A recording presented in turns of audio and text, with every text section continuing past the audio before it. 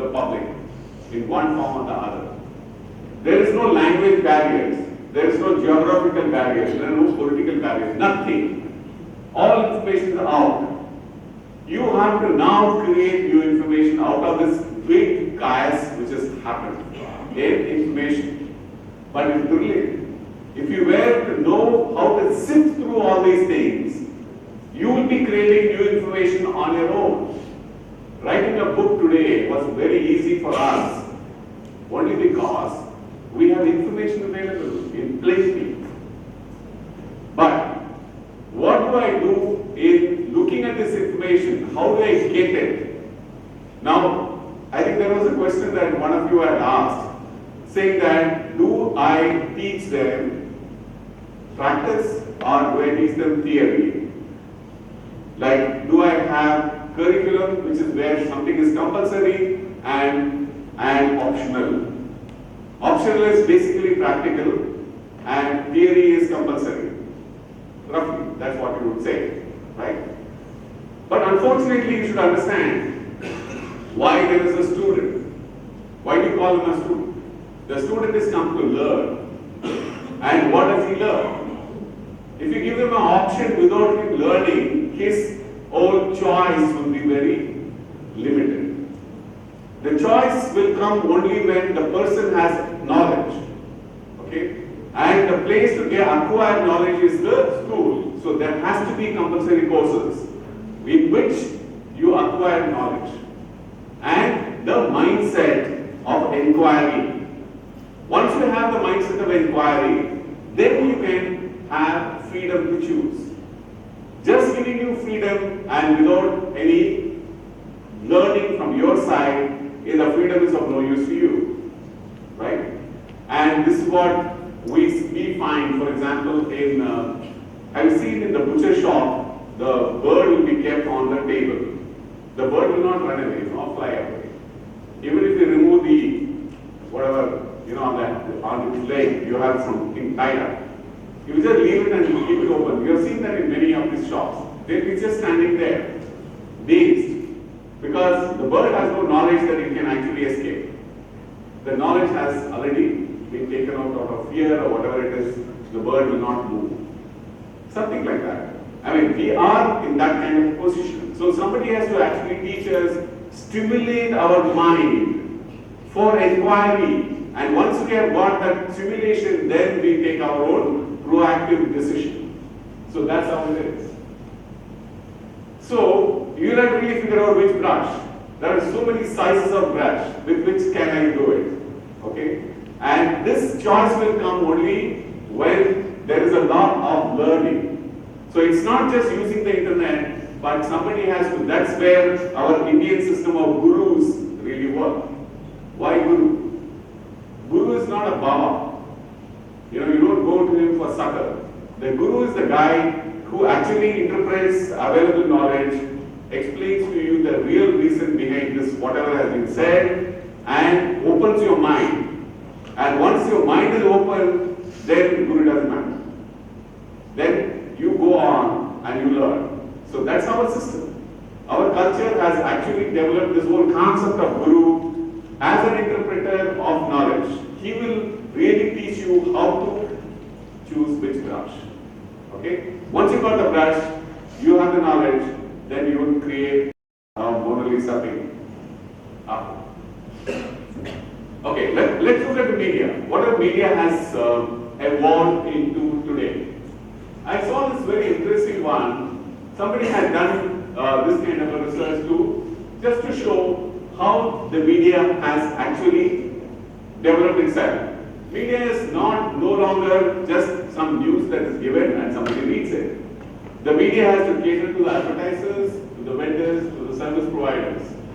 There are lots and lots of stuff which is related to that.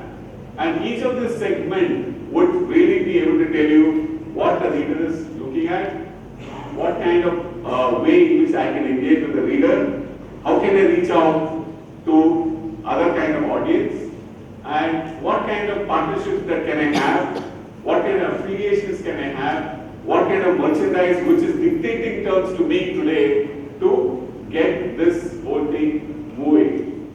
The media media cannot remain in isolation and say that I am only a news media. I am not. Okay? The page 3 variance that you are finding is actually the function of this today's world. There is no question of you saying advertorial doesn't matter. Advertorial matters because if you are advertising, people don't take you seriously. If you are editorializing, nobody will take you. So you come with a wide media solution, saying there is an advertorial in which I will try to communicate. Okay? Then you have other kinds of brokerages. I mean, you would say broker, that is not broker. It's basically somebody who is a wide media. Lots of things like this. So, what kind of value do you get at the end of the day? And how do you use other platforms like email, offline, mobiles? So many things, so many ways in which media operates today. Media doesn't mean only media. Like for example, there is an organization called Markets Simplified. Markets Simplified is actually an organization that sits on all the business media. So what does it do? Only purely for investment support, investor support. Market Simplified really simplifies the market, makes you understand what's happening in the market, and allows you to take decisions based on the available information which is proactively provided to you, and you can take your decision and it will move forward. The minute you push the button that I am ready to move forward, all kinds of options will open in front of you. And it will look at your portfolio and it will suggest you all kinds of options on your portfolio to say, you can within the next 1 hour make this much of money. If you go to the gold, if you go to this, go to this, go to this, and go to this, then it's your choice. So constant bombardment of such information which is very focused help you to take really intelligent, knowledgeable decisions. So the media is no longer just a newspaper which gives you information. The media today is all kinds of things. It provides you all kinds of methods by which you can yourself be able to take decisions. Because this media is the media of the knowledge-rich world that you are living in. So the media has to respond in the same way. Okay, what's the media's role? Whatever the media, you will have to really get what you're looking for. That's the whole bottom line of it. Today, I think almost all of us were only looking at what has Tejpal Tarun has gone to jail or not. I think last 1 hour, this was our job. We are looking for it. Okay. When I'm looking for it, obviously I will look for the media that will provide me with that information. And if I'm a stockbroker or I'm interested in investing in stock markets, I will obviously look for that kind of media. The media segmentation is very sharp and it's very easily available to you. And therefore, it is for you to really know what you are looking for. That's the bottom line. Please know what you want. What you're looking for will depend upon do you know what you want. Many a time, many of us really don't know what I want. Okay? And somebody comes with an idea, probably in case of cattle attention. I have seen typically all of us when we're sitting in front of a television set. Practically every 5 minutes, 5 or 6 channels will, come and go. And many of us are now, I think, used to the habit. How many of you here can watch 3 movies at the same time? 3. I'm not even asking 2 or 1. I'm asking 3 straight away. 1 hand, 2 hands. 4 movies. You have to watch 4 movies at the same time? You have or you're not? I'm asking 4 movies at the same time. 6. Okay, if 4 is not there, obviously 6 is not there. I'm asking 6 because I do it. Okay? Whenever I watch a movie, I watch at least 6 movies together. I serve. Okay? There will be on my iPad one movie. On my computer desktop there is a movie. My television is just behind that. And it will have 4 movies. Okay? There are 6 movies. Why you watch 6 movies? Because I have only 3 hours to spare.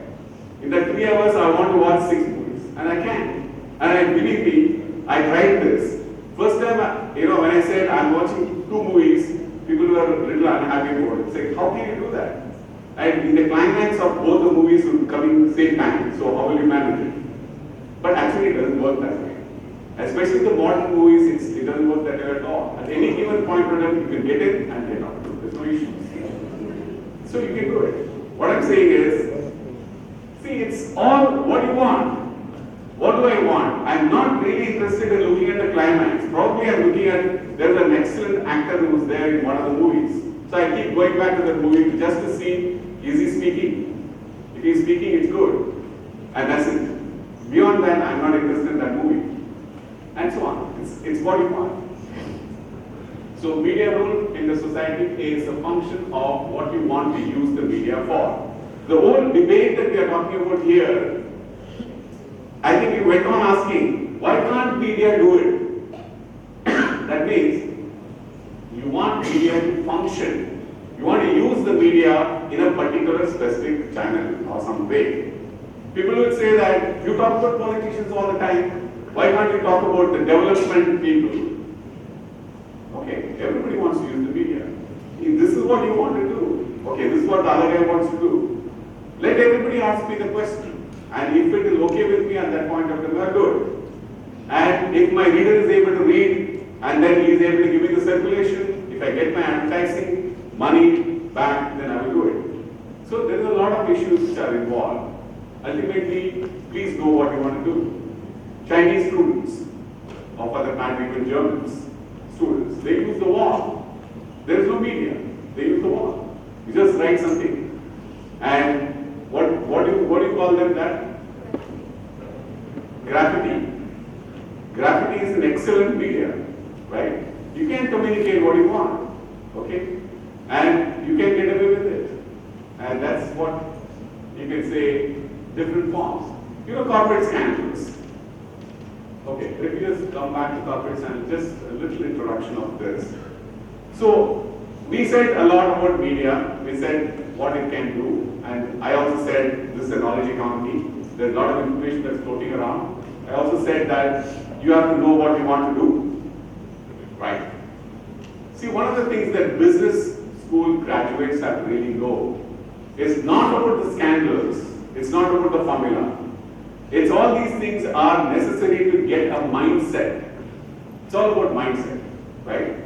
We teach ethics and values, business ethics, values, all these things we teach here, not because that we want to shape you today. You are already shaped. Nobody can do anything about it. Before you walked in here, your personality is already shaped. All we are wanting to do is for you to have a mindset. The mindset is something that would really help you in the long run. Okay, we can't change your personality, but certainly we can try and engage your mind to think differently. And in business today, the biggest issue is anything goes. How many of you think that this is right? In business, everything goes. Is that right? Everything goes? So ethics, important, not important? Not so important. Maybe sometimes. Not all the time. Who would say that not all the time? Yeah. There are some times it works, most of the time it doesn't, and so on. Okay? Now, you will really want to appreciate, I just want you to appreciate the fact that all the scandals and everything else that you talk about, you have to learn. And definitely should be part of your curriculum to learn, because businesses definitely can fall by the wayside if they are not careful. Businesses, like any other part of the society, have to be ethical, have to be value-driven. There's no question of businesses not being ethical. The scandals are only to tell you that if you slip from this, what happens to you? See, I just want to show you 3 of this. Okay? Look at this. There is a Medici Bank, which is the banking section scandal, and see the year. That's the only reason why I'm even showing this slide. See the year, 1494. The businesses at that time were very, very few. And the people at that time were supposed to be very, what do we call it? God-fearing, disciplined, whatever else, right? If you look at it, it's just a family. The Medici family was bad. There were enough banking institutions at that time. This is the only one which really failed because of the greed. And if you look at it, this is unethical business practice, greed. And you come to AT Steel, exactly the same. That is 1873.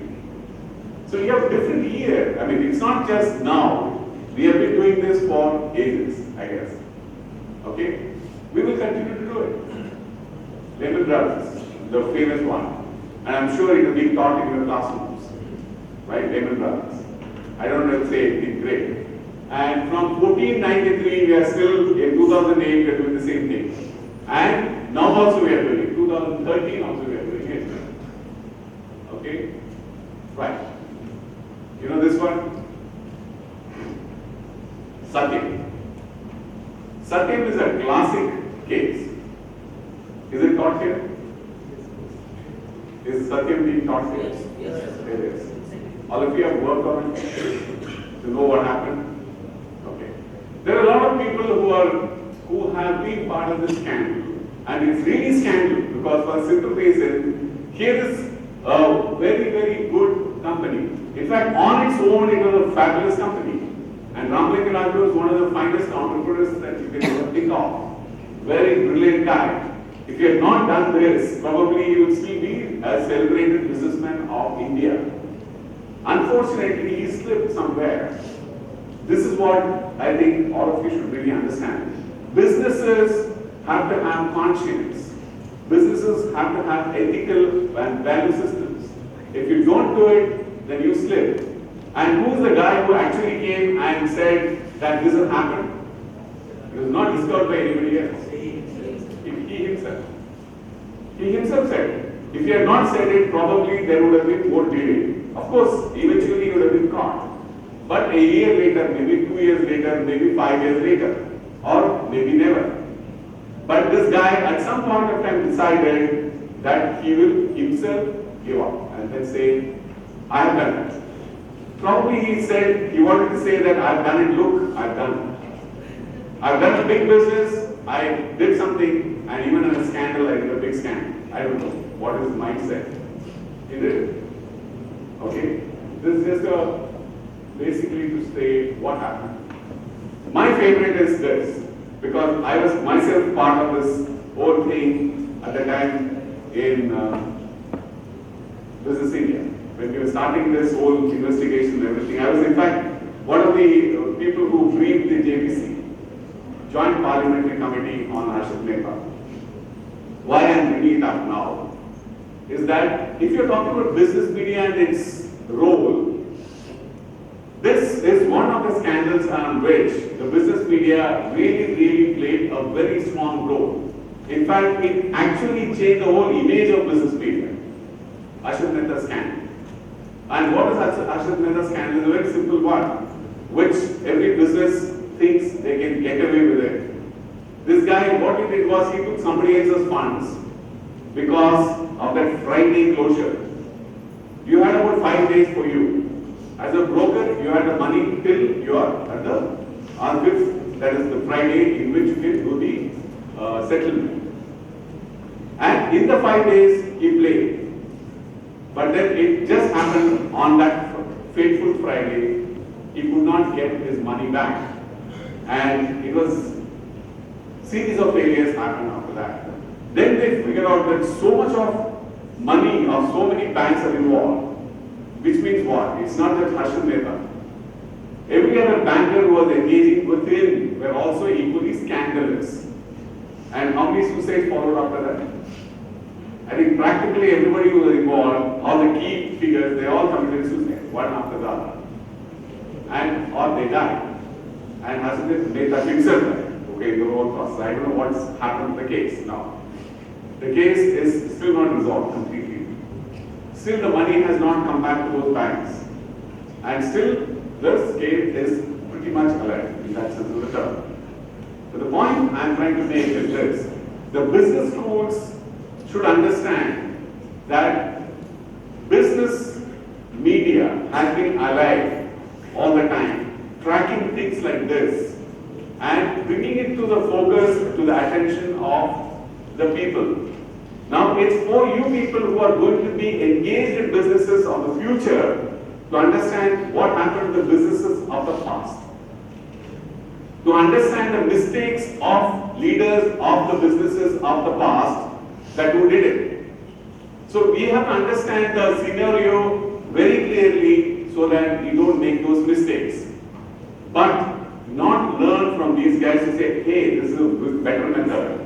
This guy did a scandal, but he did not think of some of these issues, so let me think of it, I can do a bigger scandal than that. No, that's not your attitude.